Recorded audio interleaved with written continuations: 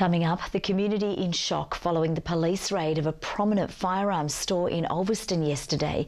The verdict handed down for a woman accused of murdering a 41-year-old man in Newnham in 2016. Rogue Speaker Sue Hickey comes to blows with her own party once again, slamming the state's embattled health system as diabolical. And a major breakthrough in the Sydney cold case that caught the world's attention. Chris Dawson arrested over the murder of his wife Lynette 36 years after she disappeared. For these stories, plus a look at the day's sport with Tom, and then of course the weather with Murph, join the team here at 6 tonight. First tonight, a man charged with dozens of firearm offences following a police sting on an Ulverston gun store. Thieves target Tasmanian fire trucks again, this time stealing over $10,000 worth of goods. Sue Hickey turns on her own colleagues, delivering a damning smackdown of the health system. A stalemate over changes to prohibit religious schools from expelling gay students. Police run down and tackle two teens in a dramatic end to a siege. And a cold case heats up, with a man arrested after being accused of killing his wife nearly 4 decades ago. Live from our 7 Tasmania studios, your nightly news with Joe Palmer begins now. Good evening, everyone. Members of the Ulverston community say they're in shock following a major police operation at a local gun store. The 58-year-old owner was last night charged with more than 80 firearms offences, including possession of unregistered guns and falsifying records. A quiet street today returning to its usual setting following this commotion yesterday. Well, they spent the whole day there, and so then of course they saw the news earlier on this morning and late last night, and you know, it was quite a shock really. Jessie Gilmore, 7 Tasmania News. A woman is behind bars tonight after being found guilty of murder in the Launceston Supreme Court. Prosecutors alleged Belinda Leonie Colburn stabbed Aaron Matthew Monaco to death in November of 2016. Today, it took the jury just 4 hours to agree. Belinda Leonie Colburn stared forward and did not react as the word guilty was read out in the court. Sean McComish, 7 Tasmania News. Rebel Speaker Sue Hickey has once again locked horns with her party, this time urging them to do more to fix our embattled hospitals. She says the current state of the health system is diabolical and the government is failing to take basic steps to relieve constant pressures. Just a few months ago, the Health Minister and the Speaker spruiking the government's hospital spending. Today, it's a different story. How would you describe the current state of our health system? Diabolical, and I think the government admits that.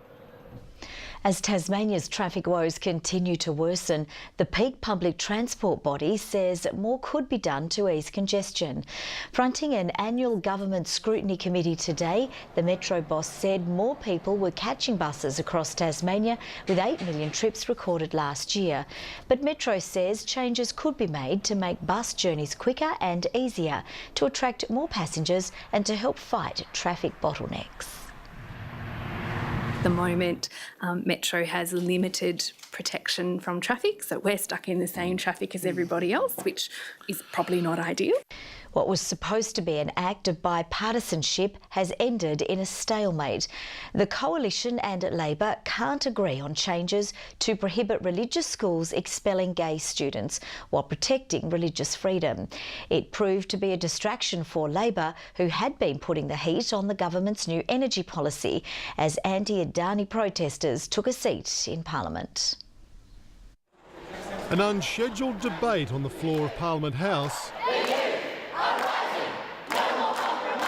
No, we don't have time. Mark Riley, 7 News.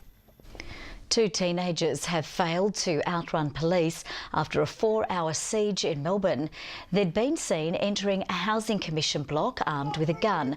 Surrounded by officers, they made a break for it unsuccessfully. The teenagers are facing charges including aggravated burglary. Almost 37 years after his wife's disappearance, a former sports star is tonight sitting in jail accused of her murder. Lynn Dawson's body has never been found, but police are confident they have their man. Cruising quietly up to the Gold Coast home of Chris Dawson's daughter, detectives enter the Bigara Waters property, emerging with a man who could be described as the best-known homicide suspect in the country, once flight logistics have been arranged. On the Gold Coast, Chris Reason, 7 News. Stay with us. Still to come in our broadcast tonight, the new major racing carnival looking to outshine the Melbourne Cup. Proof Tasmanians are the worst in the country for crashing into parked cars. And Tasmanian firefighters welcomed home from Queensland.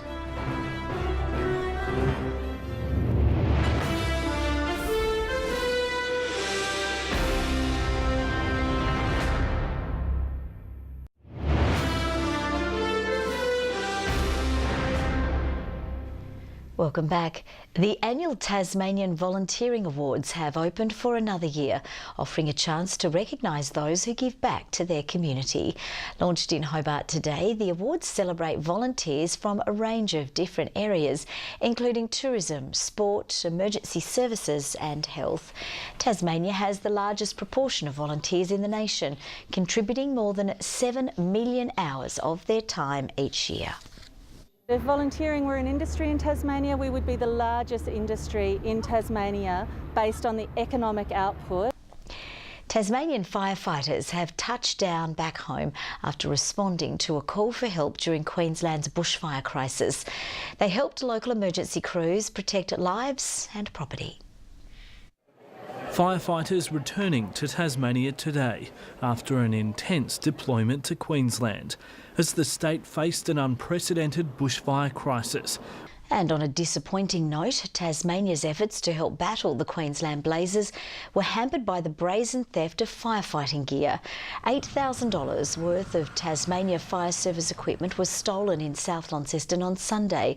Another $3,000 was also taken from a state emergency service vehicle in Newstead on Monday. Certainly disappointing. This equipment was earmarked to go with personnel up to assist with the Queensland fire emergency efforts. It's specialist equipment, it's tool bags, specialist cameras for investigation. Anyone with information is urged to contact police. There's no smoking gun, but there's a smoking saw. That's the gruesome opinion of American senators who've now received a secret CIA briefing on the murder of journalist Jamal Khashoggi. They emerged certain Saudi Arabia's Crown Prince is responsible and demanding the president punish his close ally. Apart from that high five with Russia's president, the young Saudi Crown Prince cut a lonely figure at the G20 summit. In Washington, D.C., Ashley Mullaney, 7 News. The Trumps have paid a personal visit to the Bush family ahead of tomorrow's funeral for former President George Bush. Donald Trump has declared a national day of mourning to honour the leader known as 41. The former president's beloved service dog Sully joined the thousands paying their respects today. There was also an emotional moment as former Senator Bob Doyle was helped out of his wheelchair for a final salute to the man he served with during World War II. Italian police have arrested the suspected head of the Sicilian mafia. The 80-year-old jeweller from Palermo is accused of being the new boss of the Cosa Nostra after the previous leader died in prison last year. A medieval skeleton in thigh-high boots has been found by the River Thames in London. During an excavation for a new sewer, the 500-year-old remains were discovered face down in layers of mud. The Christmas decorations went up inside Buckingham Palace overnight, and we've had confirmation the Sussex and Cambridge families will celebrate the day with the Queen. Today, William and Kate were with military families who will spend Christmas with a loved one serving overseas. It's beginning to look and feel a lot like Christmas at Kensington Palace. In London, Hugh Whitfeld, 7 News.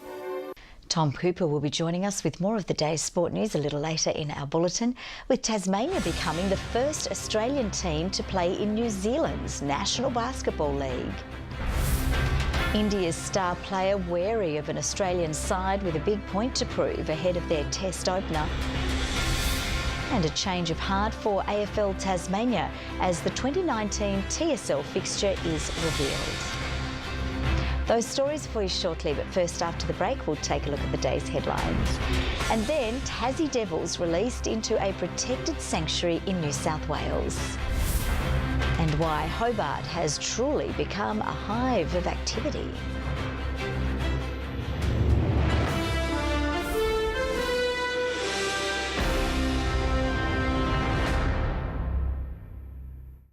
Welcome back, everyone. These are some of the stories making headlines tonight. A man charged with dozens of firearms offences following a police sting on an Ulverston gun store. More than $10,000 worth of goods stolen from TFS trucks.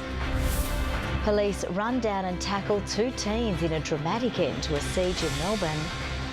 And former teacher Chris Dawson arrested almost 4 decades after his wife's disappearance. Plenty of us believe Hobart is a buzzing city, but this is taking it to the next level. A street sign on Bathurst Street has been taken over by a swarm of bees. Thousands of them are refusing to budge, forcing pedestrians to give the area a wide berth.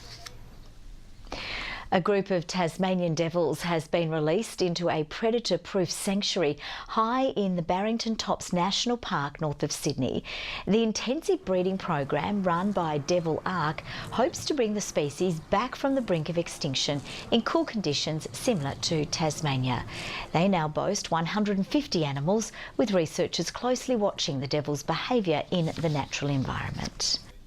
Now let's take a look at the day's business and finance news with thanks to Tasplan, your local super fund.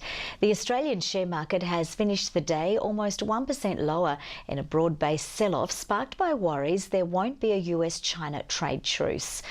The ASX 200 index has dropped by 44.7 points, and just a short time ago the Australian dollar was trading at 72.89 US cents and 82.38 Japanese yen.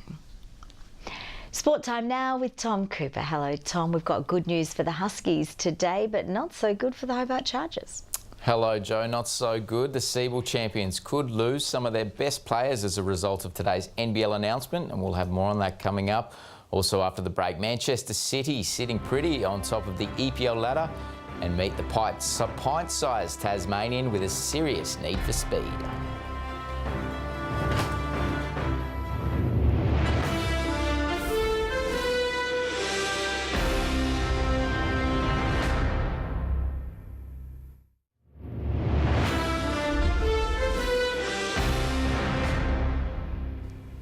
Welcome back. It's official. Tasmania will have its own side in the NBL, but not the Australian one.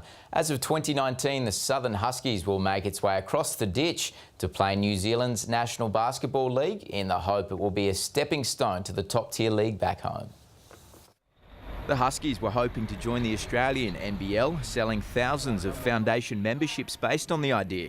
But after the club's bid to purchase the Derwent Entertainment Centre fell short, plans have changed. Because we'd signed so many members, we thought, we really need to get on the court and start playing. To cricket, and Peter Handscomb will play in tomorrow's opening test of the summer against India, beating Mitchell Marsh for the final spot in the Aussie team. And Indian skipper Virat Kohli is wary of an Australian side with a point to prove. 2 captains united by 1 goal. Alex Hart, 7 News.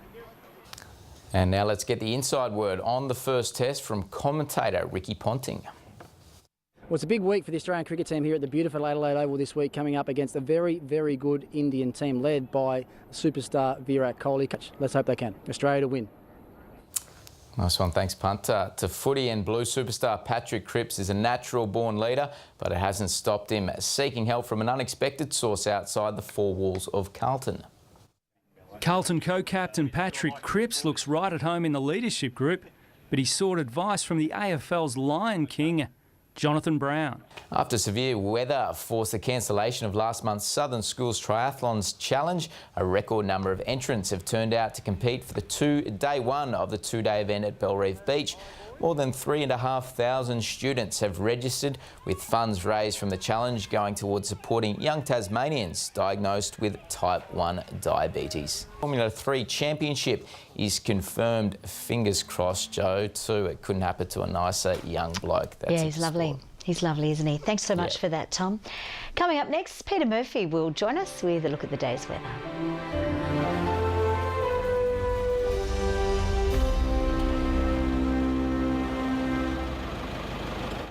Good evening. Well, a bit of a swing around in the weather for some today. Hobart, however, still stuck on 19 degrees. Burnie and Devonport also 19 today. Launceston recorded 24. Now, that was too short of the state's high of 26 at Ouse. A below average night, though, last night. Lyowini dropped to -1. Cressy 25 degrees. Campania 23. Grove 22. Lyowini did warm up to 21. Friendly Beaches and Flinders Island 20. King Island and Strawn 19.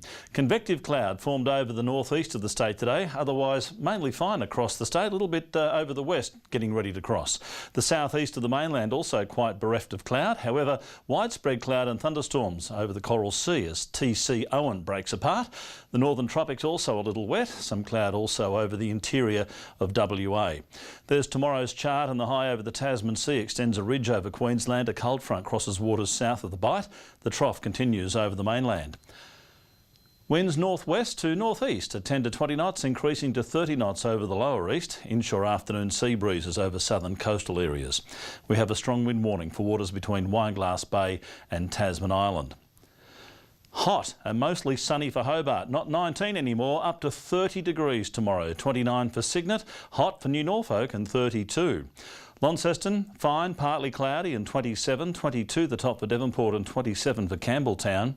Burnie tomorrow, partly cloudy, 21 the top, 29 for Strawn, a sunny day in the west and partly cloudy for Smithton. St Helens tomorrow, partly cloudy and 24, up to 28 for Swansea, mostly sunny for Fingal and 29. UV extreme all over, which means sunscreen all over. On Friday, mainly fine apart from showers over the west extending to the far south during the afternoon. Partly cloudy on Saturday, maybe a shower over the southwest, south and east, while on Sunday a few showers over the central north, more likely on higher ground, fine for the rest of the state.